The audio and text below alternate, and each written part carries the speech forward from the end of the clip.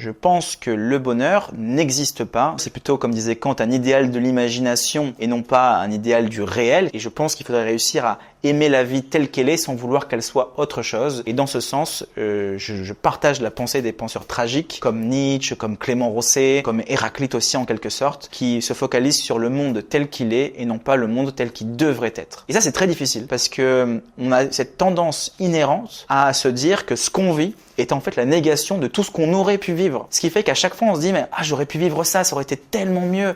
Si j'avais vécu ça, ça aurait été différent. Ce qui fait qu'on passe à chaque fois à côté de sa vie en étant en plein dedans. Donc le bonheur pour moi est une illusion qu'il ne faut pas chérir, mais aller chercher des sentiments comme la joie qui peut te traverser, la béatitude chez Spinoza, qui peut être une forme d'accomplissement au niveau de la connaissance de manière rationnelle. Voilà, il y a plein d'autres émotions à aller chercher tout en restant dans quelque chose d'assez concret, d'assez réel. Le malheur ou le bonheur, ce n'est pas un esprit en toute polarité que nous on va avoir, un esprit binaire.